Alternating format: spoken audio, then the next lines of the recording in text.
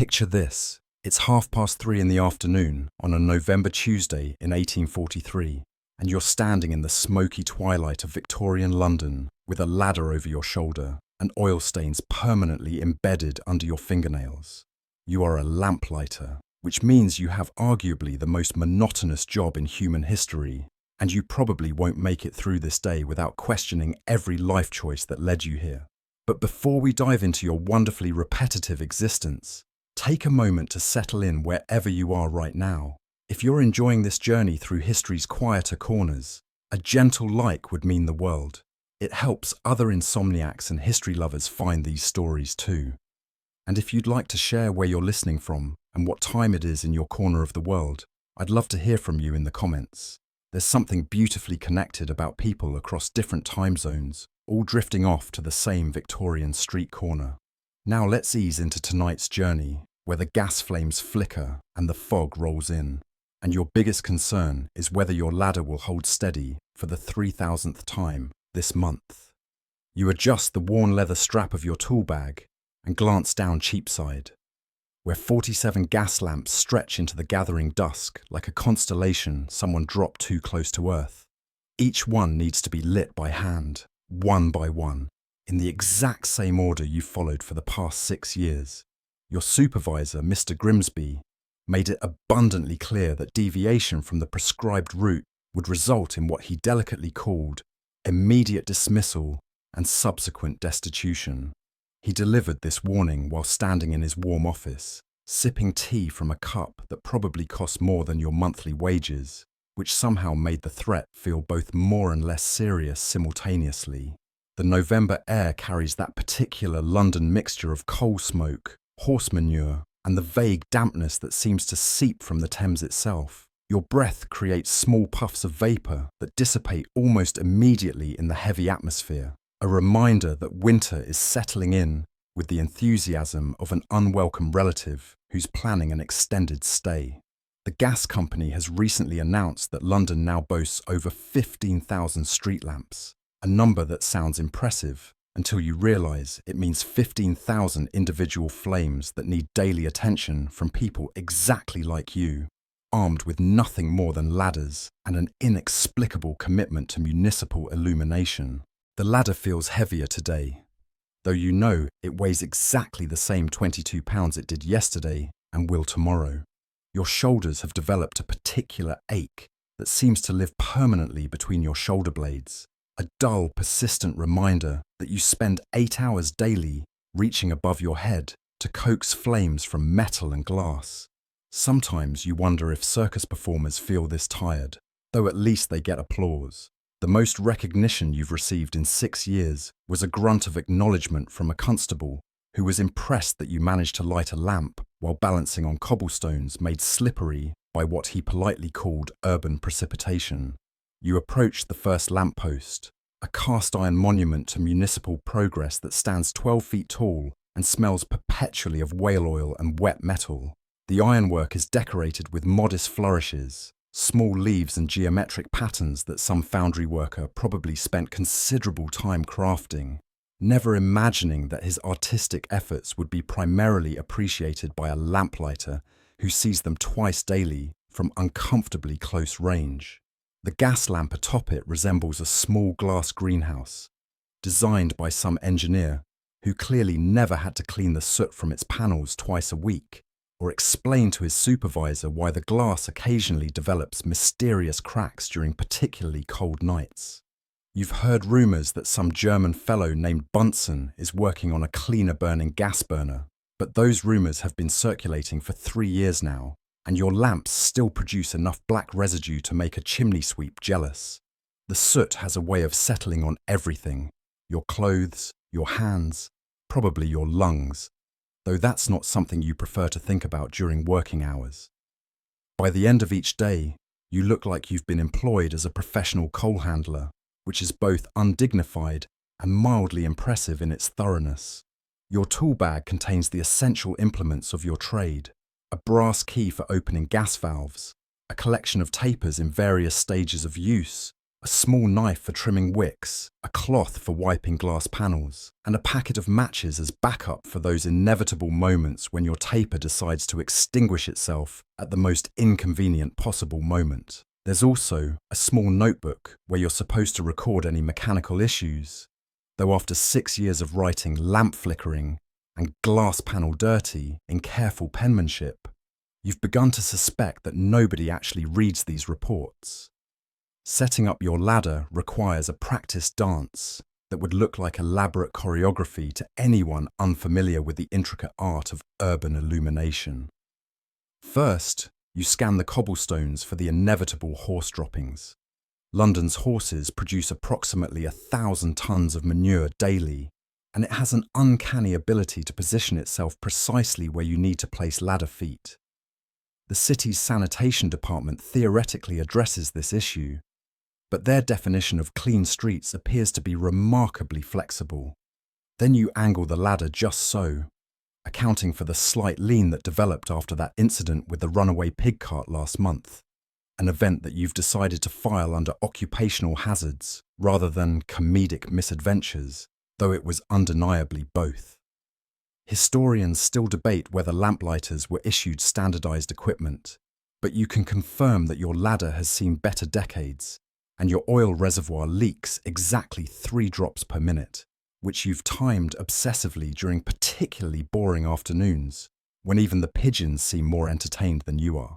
The mechanism itself is almost insultingly simple, which somehow makes it more frustrating rather than less. You climb up, 14 rungs exactly. You've counted them so many times you could probably climb them in complete darkness. Turn a small brass key to open the gas valve and touch your taper to the burner. The gas ignites with a soft whoosh that you've heard approximately 47,000 times, and suddenly there's light where there wasn't before. It's the closest thing to magic you'll experience today, though the novelty wore off somewhere around lamp number 3000. The brass key itself is a small masterpiece of utilitarian design, worn smooth by countless hands and polished to a dull gold sheen by daily use. It fits exactly one type of gas valve, manufactured by Grimsby and Associates, no relation to your supervisor, despite the name coincidence that caused 6 months of confusion when you first started this job. The key makes a distinctive clicking sound when turned, followed by the gentle hiss of gas escaping, then the satisfying whoosh of ignition. This sequence has become so familiar that you sometimes catch yourself humming along to its rhythm, which is either a sign of professional expertise or impending madness. As you descend and fold your ladder, you notice Mrs. Henderson watching from her second-story window across the street, right on schedule. She appears at exactly the same moment every evening, holding what appears to be the same chipped blue porcelain teacup that catches the lamplight just so. Her grey hair is pinned back in the same tight bun she's worn every evening for 2 years, and she's wearing what looks like the same dark green dress, though it's possible she owns multiple identical dark green dresses, which would actually be quite practical for someone whose primary evening entertainment appears to be watching municipal employees perform routine maintenance. She's been watching you light this particular lamp every evening for 2 years, and you've developed what could generously be called a professional relationship built on mutual punctuality and shared appreciation for routine. Her nod carries the weight of recognition between 2 people whose jobs require them to be in the exact same place at the exact same time every single day. You nod back, wondering briefly if she ever considers how strange it is that her most consistent social interaction is with a man whose name she doesn't know, who lights the same lamp outside her window every evening while she watches from behind glass, like some sort of Victorian theatre performance designed for an audience of 1. The next lamp awaits, 37 paces east. You've counted, naturally, because after 6 years of walking the same route twice daily, you've counted everything countable, and then started counting things that probably shouldn't be counted, like the number of times you've seen that particular pigeon with the missing toe 43 times, or the number of different ways people mispronounce Lamplighter when they're trying to be helpful and explain your job to their children. 7 distinct variations, with Lamplighter being the most common and Flame Tender being the most poetic. Your boots make a steady rhythm against the cobblestones as you walk, passing the same fruit vendor who's been selling increasingly questionable oranges from the same wooden cart for the past 3 months. His oranges have progressed through several stages of decline, from perfectly acceptable to slightly concerning to their current state of probably suitable for decorative purposes only. He gives you the same half-hearted wave he's given you every day since 1841, and you respond with the same barely perceptible nod. It's a relationship built on mutual indifference and perfect timing. He's always there when you pass. You're always passing when he's there. And neither of you has ever felt compelled to actually speak, which suits both of your temperaments perfectly. The second lamp stands directly in front of Pembridge & Sons Haberdashery, a shop that specialises in selling tiny buttons to people who apparently have nothing better to spend their money on. The window display features exactly 237 buttons, arranged in what the proprietor presumably considers an artistic pattern, though it resembles nothing so much as a small explosion in a button factory. You've had ample time to count them while waiting for your taper to catch flame on windy evenings, and you've developed opinions about their arrangement that you'll probably never have occasion to share with anyone. London's gas company estimates that each lamp saves approximately 3 candles worth of illumination per night, which sounds impressive until you realise that your entire route prevents the burning of about 141 candles, hardly enough to light a modest dinner party, though significantly more impressive than the 0 candles you were preventing from being burned before gaslighting became fashionable. Progress, you've discovered, often comes in disappointingly small increments. As you position your ladder against the second lamppost, you hear the familiar sound of Mrs. Whitmore's terrier yapping from somewhere behind the haberdashery's door. This dog has barked at exactly the same time every evening for 2 years, creating what you've come to think of as your unofficial timepiece. If the dog isn't barking when you reach lamp 2, you're running late. If it's still barking when you finish lamp 4, you're moving too slowly. It's a more reliable schedule than anything the church bells provide, though considerably more irritating and infinitely less dignified than relying on ecclesiastical timekeeping. The brass key turns with its usual resistance, just enough to make you wonder if today will be the day it finally breaks, but not quite enough to justify requesting a replacement from Mr. Grimsby, who has made it clear that equipment requests require written justification in triplicate, and a compelling argument for why the current equipment cannot be repaired with a bit of elbow grease and proper Christian fortitude. You've been considering this request for 18 months, which is probably longer than most people spend contemplating major life decisions. But the key continues to function in its reluctant protesting manner. You touch your taper to the gas outlet and watch the flames spring to life with that same soft whoosh, followed by the familiar 7 flickers that this particular lamp has developed as its signature quirk. For a brief moment, the warm yellow light illuminates the fog that's beginning to roll in from the Thames, creating small halos of visibility in the growing darkness. The fog moves with the peculiar deliberation of something that has nowhere else to be and all the time in the world to get there, which is actually quite similar to your own professional approach to municipal illumination. It would be almost beautiful if you hadn't seen exactly the same thing approximately 2,455 times before, though you have to admit that the fog adds a certain theatrical quality to the proceedings. London fog is not merely atmospheric moisture. It's a complex mixture of water vapour, coal smoke, and what scientists politely call urban particulates, though you call it the daily reminder that breathing in London requires commitment to the cause of survival.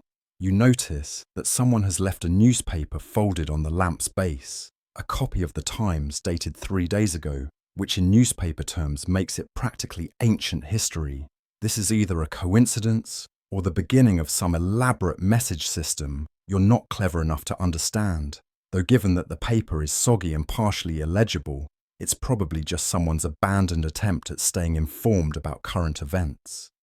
People in 1840s London have developed peculiar habits around their reading material, often leaving newspapers in public places as a form of informal library system, though the clientele for this particular branch appears to consist primarily of lamplighters and pigeons. The paper's main headline announces something about railway expansion, which is either tremendously exciting or tremendously boring, depending on how you feel about progress and the inevitable march of technology making various jobs obsolete. The railway companies are promising to connect every major city in England within the next decade, which sounds ambitious until you consider that they've been making similar promises for the past decade with mixed results.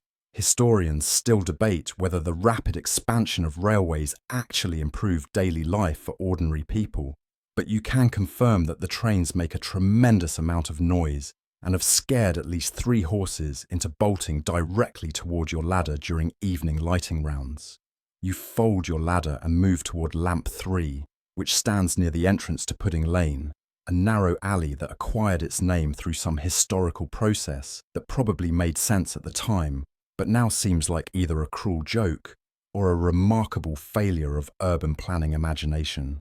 The alley smells permanently of cabbage and regret, with occasional notes of what you optimistically classify as mysterious but probably harmless cooking odours.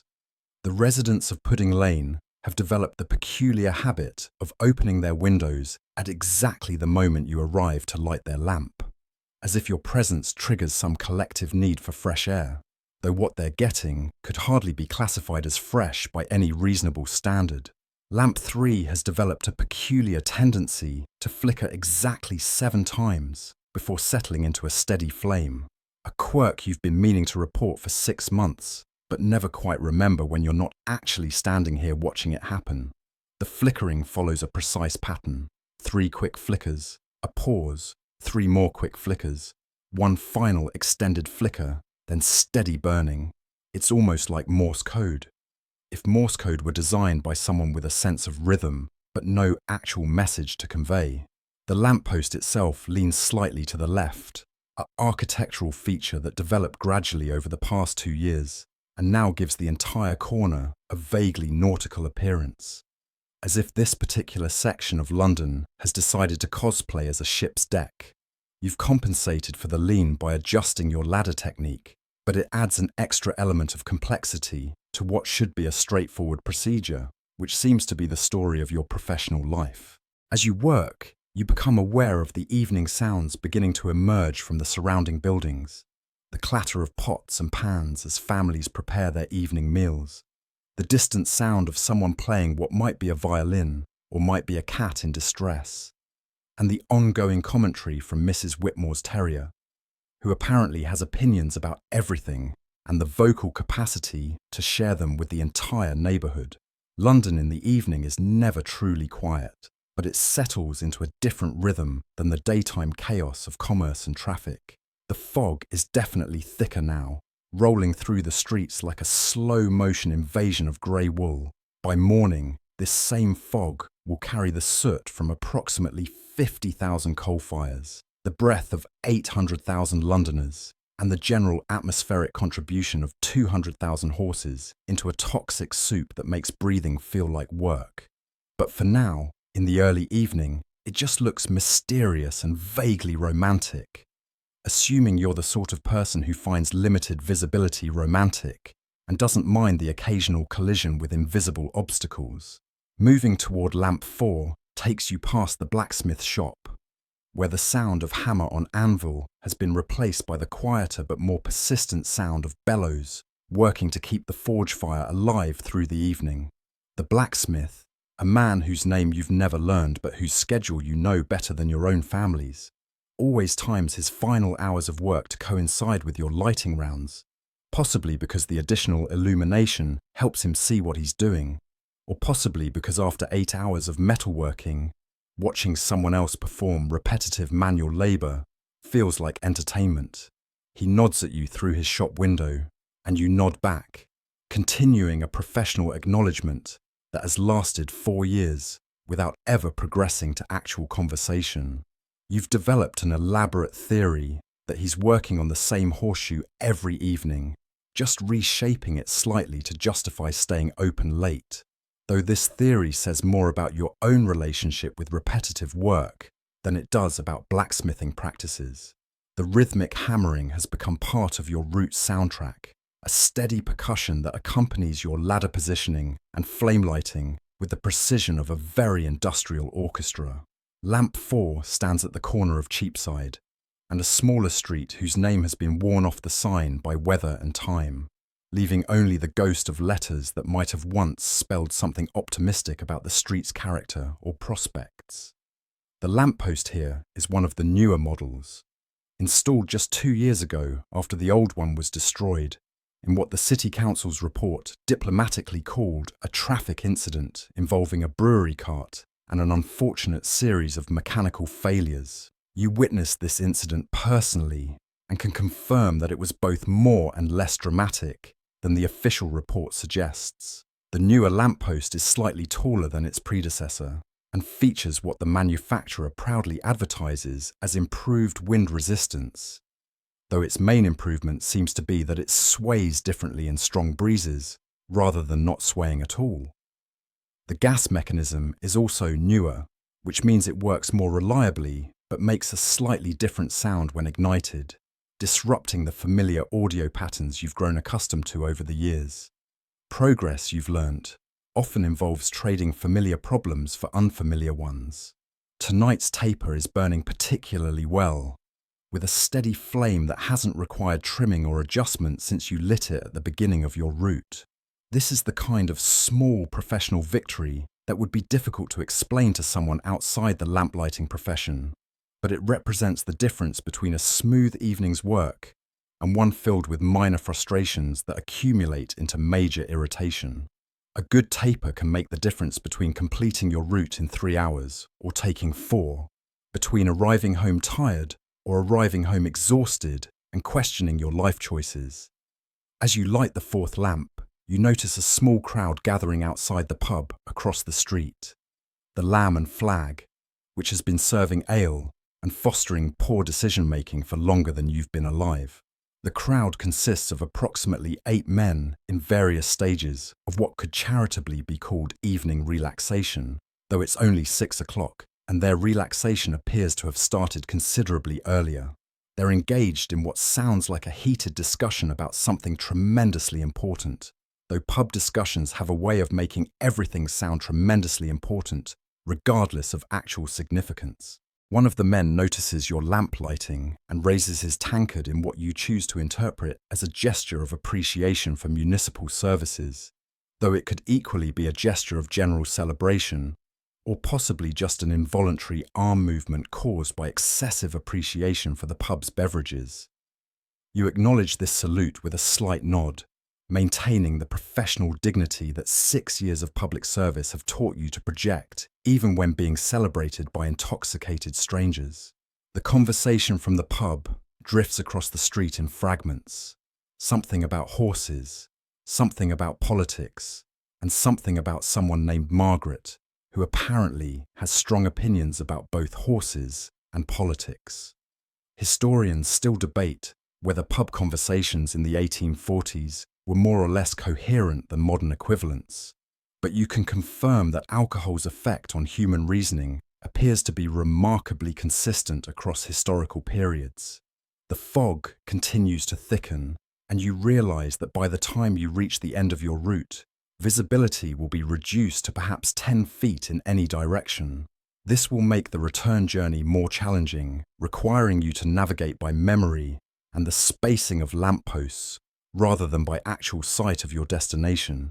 You've made this walk in heavy fog before, but it never becomes routine.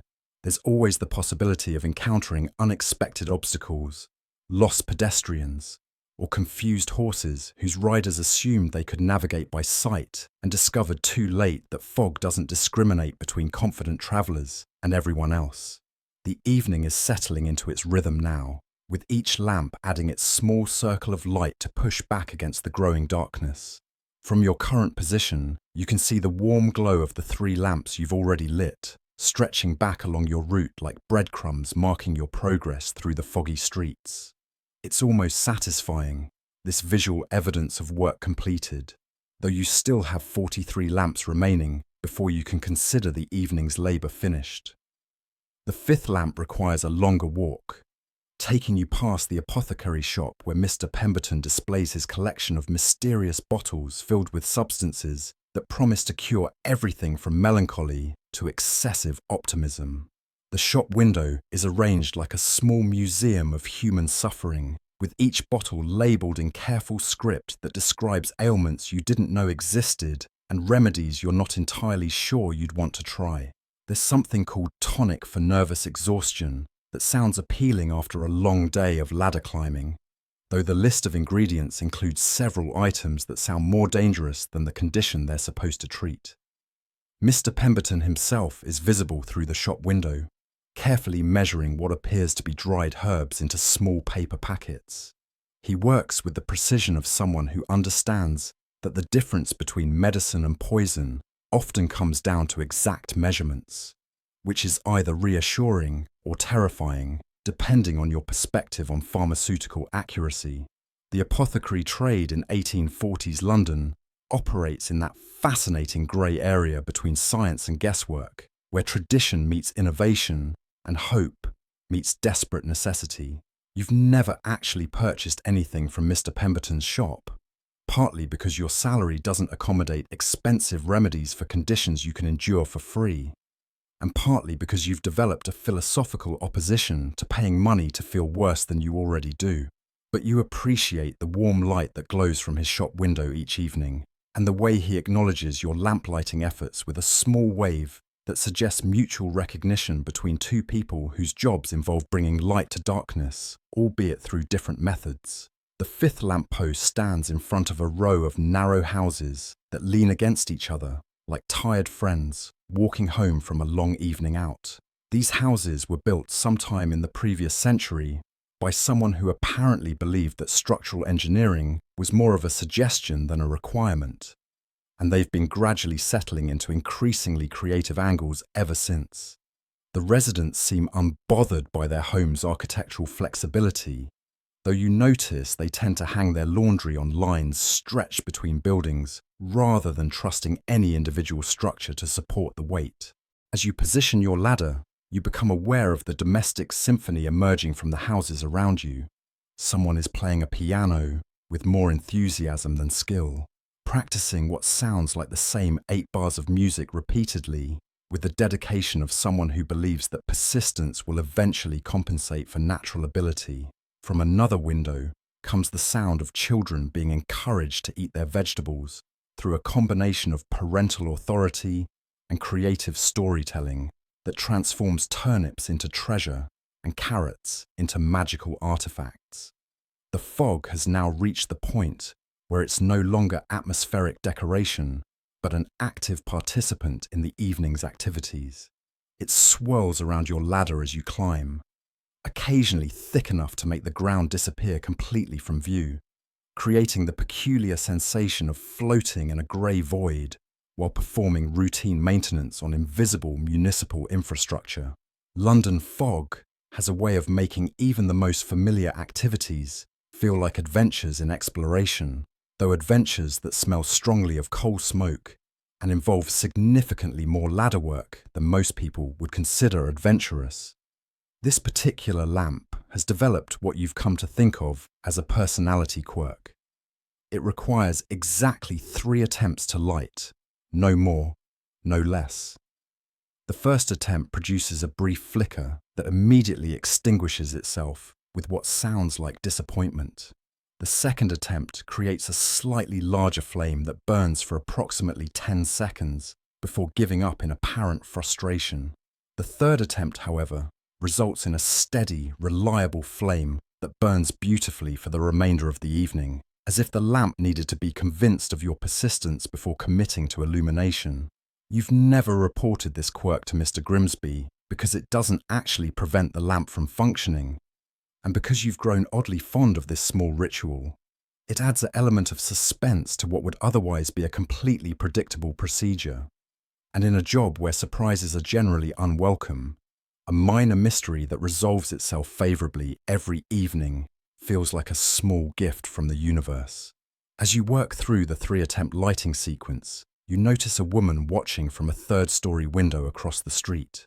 She appears to be knitting something substantial, possibly a blanket or perhaps a very large sweater, and she times her window appearances to coincide with your arrival at this particular lamp. Unlike Mrs. Henderson's formal nodding relationship, this woman simply watches with the quiet attention of someone observing a familiar but still interesting process. Historians still debate whether lamplighters were considered skilled tradesmen or simply municipal labourers, but you can confirm that the job requires a specific combination of physical coordination, timing, weather adaptation, and what could generously be called flame psychology. Each lamp has its own characteristics, and successful lamp lighting involves understanding these individual quirks well enough to work with them rather than against them. The sound of your ladder folding echoes slightly in the fog, creating a brief percussion that mingles with the distant sounds of evening London, the clatter of cartwheels on cobblestones, the calls of street vendors closing their businesses for the day, and the ongoing urban symphony of 800,000 people settling into their evening routines. It's a comforting sound, this evidence of life continuing around you as you perform your small part in keeping the city illuminated and functional. Lamp 6 takes you deeper into what you've privately named the philosophical section of your route, though this designation has more to do with the amount of thinking time the longer walks provide than with any particular wisdom emanating from the street corners. The walk to Lamp 6 passes the small church of St. Bartholomew, the Perpetually Concerned, which acquired its unofficial title after you noticed that the carved angels on its facade all wear expressions of mild anxiety, as if they're worried about whether they remembered to lock the celestial gates before coming down to pose for architectural decoration. The church's evening bell has just finished chiming 6 o'clock, though it runs approximately 4 minutes slow, which you've determined through careful comparison with the more reliable timepiece provided by Mrs. Whitmore's punctual terrier. Church bells, you've discovered, are operated by human beings who apparently have their own interpretations of temporal accuracy, whereas dogs operate on biological schedules that don't accommodate ecclesiastical flexibility regarding punctuality. Father McKinnon emerges from the church as you approach, carrying what appears to be a small bag of something that rattles when he walks. He's been feeding the local pigeons every evening for the past 3 years, which explains why this particular corner of London hosts what amounts to a permanent pigeon convention. The pigeons have learned to time their gathering to coincide with Father McKinnon's schedule, creating a daily reunion that suggests either remarkable animal intelligence or remarkable human predictability. "Evening, Lamplighter," Father McKinnon calls out, which is the extent of your regular conversation, but represents the longest verbal exchange in your daily routine. You respond with "Evening, Father," and this brief dialogue constitutes what passes for social interaction in your professional life. It's a relationship built on mutual respect for routine and shared appreciation for showing up to work, regardless of weather conditions, or personal enthusiasm for the tasks at hand. The 6th lamp stands outside a small bakery that has been closed for 2 hours but still radiates warmth and the lingering aroma of bread that makes your stomach remember that you haven't eaten since noon. The baker, Mrs. Connolly, has a habit of leaving day-old pastries on her windowsill, ostensibly for the pigeons, but positioned in such a way that a hungry lamplighter might reasonably assume they're available for alternative consumption. You've never actually taken one of these pastries, but you appreciate the theoretical availability and the thoughtfulness it represents. This lamp requires you to navigate around a small obstacle course created by the bakery's delivery arrangements. 3 empty flour barrels, 2 wooden crates, and a small handcart are arranged in what appears to be a completely random pattern, but probably represents some logical system that makes sense to people who understand bakery logistics. You've developed a specific route through this arrangement that minimizes the risk of collision while maximizing the efficiency of ladder placement, though the pattern changes slightly every few weeks, requiring periodic recalibration of your navigation strategy. The fog has now reached the point where it's actively participating in your work, rather than simply providing atmospheric background. It swirls around your ladder with each movement, creating small eddies and currents that follow their own mysterious logic. Climbing up into the fog feels like ascending into a grey cloud that smells of coal smoke and carries the collective breath of everyone in London who's currently exhaling, which is a more intimate connection to your fellow citizens than you necessarily wanted, but have learned to accept as part of the job. As you light the sixth lamp, you notice that the flame creates a small sphere of clearer air around itself, pushing back the fog in a perfect circle that extends about 8 feet in every direction. It's a miniature demonstration of light's power over darkness, though in this case, it's more accurately described as light's power over particulate matter, suspended in atmospheric moisture. Still, there's something satisfying about creating these small zones of clarity in an increasingly unclear world. The lighting process here requires extra attention because the lamp's glass enclosure has developed a small crack that allows fog to seep inside, creating condensation that can interfere with flame stability. You've learned to compensate by adjusting the gas flow slightly and positioning your taper at a specific angle that accounts for the internal air currents created by the crack. It's the kind of adaptation that demonstrates the difference between following procedures and actually understanding your equipment, though it's also the kind of knowledge that's completely useless outside the specific context of lighting one particular damaged gas lamp in foggy weather. Father McKinnon has finished distributing his pigeon provisions and is heading back into the church, but he pauses at the door to observe your lamplighting process with what appears to be genuine interest. You've noticed that people often watch lamplighting with a kind of focused attention that seems disproportionate to the actual complexity of the task, as if there's something fundamentally fascinating about the moment when controlled fire brings light to darkness, even when it happens 47 times per evening and involves nothing more magical than turning a key and applying flame to gas.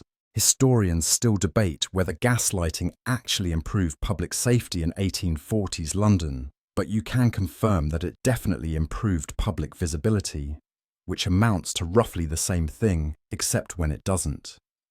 The pool of light from each lamp creates a small island of visual certainty in an ocean of fog-induced confusion, though these islands are spaced far enough apart that the journey between them requires faith, memory, and careful attention to the spacing of cobblestones. The journey to Lamp 7 takes you past what you've come to think of as the intersection of minor mysteries, where Pudding Lane meets a street whose original name has been lost to time and bureaucratic indifference, leaving only a weathered post that once held a sign, but now serves primarily as a landmark for people who need to give directions involving phrases like, "Turn left at the post," that used to say something. Urban planning in 1840s London appears to operate on the principle that if people really need to know where they're going, they'll figure it out eventually, which is either optimistic faith in human resourcefulness or systematic municipal negligence disguised as character building. You pass a small crowd gathered around a street performer who's attempting to juggle what appears to be 3 turnips and a small loaf of bread while reciting poetry about the political situation in France. This combination of skills suggests either remarkable versatility or a complete inability to focus on any single form of entertainment, though the crowd seems appreciative of his efforts. Street performance in Victorian London operates in that economic grey area where artistic expression meets desperate necessity, and the line between the two is often invisible to everyone except the performer, who generally knows exactly which side they're on. The performer notices your approach and incorporates your lamplighting into his routine, declaring something about the noble bearer of municipal illumination who brings light to our darkened thoroughfares, which is simultaneously the most poetic description of your job you've ever heard and completely ridiculous. You acknowledge this tribute with a slight nod, maintaining professional dignity while privately appreciating that someone has found a way to make lamplighting sound heroic, even if that someone is juggling vegetables for pocket change. Lamp 7 stands outside a small boarding house that advertises clean rooms, reasonable rates, and minimal vermin, which is either refreshingly honest or alarmingly specific depending on your experience with London boarding house standards. The proprietor, Mrs. Ashworth, maintains her establishment with the military precision of someone who understands that the difference between respectable lodging and urban nightmare often comes down to attention to small details and an aggressive approach to pest control. She appears in her doorway as you set up your ladder, carrying a broom that she wields less like a cleaning implement and more like a weapon in an ongoing war against disorder and entropy. Mrs. Ashworth has strong opinions about municipal services, which she shares freely with anyone within conversational range, and she considers your evening lamplighting to be evidence that civilization is holding its ground against the forces of darkness, both literal and metaphorical. Punctual as always, she comments approvingly, which is her standard greeting and represents the closest thing to small talk in your relationship. You respond with, "Evening, Mrs. Ashworth," and she nods with the satisfaction of someone whose faith in reliable municipal employees has been validated once again. It's a relationship built on mutual appreciation for showing up on time and performing duties without complaint, which in 1840s London amounts to a rare and precious form of human interaction. The 7th lamp has recently been fitted with what the gas company proudly calls an improved burner mechanism, though its main improvement appears to be that it makes a slightly different whistling sound when the gas is turned on, as if the lamp is attempting to signal its technological advancement through audio cues. The new mechanism also requires the gas key to be turned exactly 1 3/4 turns instead of the standard 2 full turns, a modification that serves no apparent purpose except to make your muscle memory occasionally betray you into overturning the valve and creating brief moments of excitement as you frantically readjust the gas flow. As you climb your ladder, you notice that the fog has reached what meteorologists would probably classify as substantial, and you would classify as getting ridiculous. Visibility has decreased to the point where you can see your feet and perhaps 6 inches beyond them, creating the peculiar sensation of existing in a small bubble of awareness that moves with you through an invisible landscape. It's like being the star of your own very boring adventure story, except the adventure consists entirely of routine maintenance tasks, and the excitement comes from successfully navigating between lampposts without colliding with unexpected obstacles. The lighting process here requires extra care because the improved burner mechanism has a tendency to produce an initial flame that's larger than expected, followed by a period of adjustment as the gas flow stabilizes.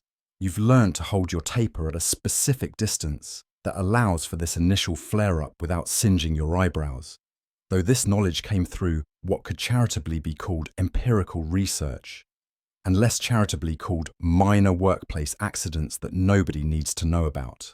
Mrs. Ashworth watches your lighting process with the attention of someone evaluating professional competence, and you can feel her approval when the lamp ignites smoothly and settles into steady burning without requiring multiple attempts or visible frustration on your part.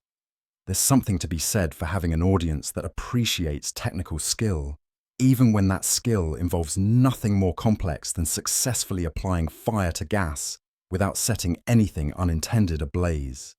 The fog continues to thicken, and you realize that the return journey to your starting point will require more navigation skill than usual.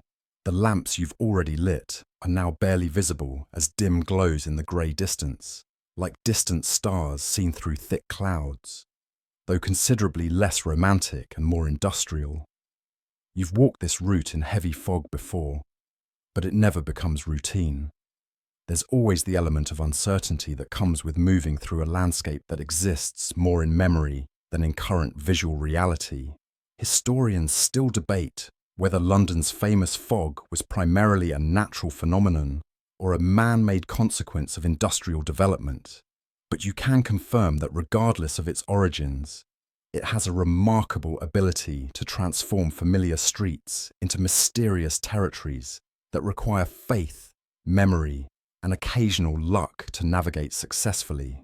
The final section of your route takes you through what you've privately designated as the contemplative quarter, not because the neighbourhood inspires particularly deep thoughts, but because the longer spacing between lamps provides extended periods of walking time that naturally lead to reflection on topics ranging from the philosophical implications of routine work to wondering why someone decided that Pudding Lane was an appropriate name for a street where nobody actually sells pudding. As you make your way through the fog toward the remaining lamps, you pass the small tea shop where Mrs. Chen has been serving what she diplomatically calls Oriental beverages to customers who aren't entirely sure what they're drinking, but appreciate that it's warm, affordable, and doesn't appear to be actively harmful. The shop glows with the warm light of oil lamps and what sounds like quiet conversation in several languages, creating a small pocket of international community in the midst of very English fog and very English lamplighting duties. Mrs. Chen emerges from her shop as you pass, carrying a small cup of something that steams in the cold air and smells of spices you can't identify but find oddly comforting. She offers you a brief smile and a nod that has become part of your evening routine, a small acknowledgement between two people whose work involves providing comfort and illumination to their neighbours, though through very different methods and serving very different communities. The last few lamps of your route stand along a stretch of street that borders what optimistic city planners call a public garden, but which more accurately resembles a small patch of grass that has achieved a temporary victory over urban development. During daylight hours, this space hosts a variety of activities, ranging from children playing games that seem to involve a great deal of running and shouting, to elderly gentlemen sitting on benches and offering commentary on municipal affairs to anyone within hearing range. Now, in the foggy evening darkness, the garden exists more as a memory than a visible reality, though you can hear the sound of bare tree branches moving in the slight breeze and the occasional rustle of what you hope are cats, rather than rats, exploring the shrubbery. London's urban wildlife has adapted to city life with remarkable success, though their nocturnal activities sometimes create sound effects that are more dramatic than the actual situations warrant. As you light each of the final lamps, you notice how the fog creates its own patterns around the flames, swirling and eddying in small currents that follow the heat rising from each burner. It's almost hypnotic, this dance of light and mist, and you find yourself pausing longer than necessary at each lamppost just to observe the way the illumination pushes back against the grey darkness in perfect circles that fade gradually at their edges until light becomes suggestion and suggestion becomes memory. The municipal gas system, you've learned over 6 years of daily interaction, operates on principles that are simultaneously simple and complex. Simple in that gas flows through pipes and burns when ignited. Complex in that this process depends on maintenance routines, supply logistics, weather conditions, and the reliable performance of hundreds of individual components, any of which can fail in ways that transform routine work into problem-solving exercises that nobody planned for and everybody has to adapt to immediately. Your final lamp of the evening stands at the corner where your route officially ends, though the journey back to your starting point will take you past all the lamps you've just lit, creating a satisfying visual confirmation of work completed and municipal responsibilities fulfilled. This last lamp has become something of a personal milestone, the moment when you transition from lighting lamps to going home, though the distinction is more psychological than practical since you still have a 45-minute walk ahead of you. As you pack your equipment and prepare for the return journey, you take a moment to look back along the route you've just completed. Through the fog, you can see the warm glow of lamp after lamp stretching into the grey distance, each one a small victory over darkness and a modest contribution to the safety and navigation of your fellow Londoners. It's not glamorous work, but it's work that matters, and there's something to be said for ending each day with visible evidence of tasks completed and responsibilities met. The fog settles around you like a familiar blanket as you begin the walk home. Your ladder balanced on your shoulder and your tool bag lighter, now that the oil reservoir has been depleted through an evening's worth of flame lighting. London continues its evening routines around you. Families gathering for dinner, shopkeepers closing their establishments, street vendors making their final calls of the day. While you make your way through the illuminated streets, your work for the day complete, the city a little brighter for your efforts, and tomorrow's identical routine waiting patiently for your return.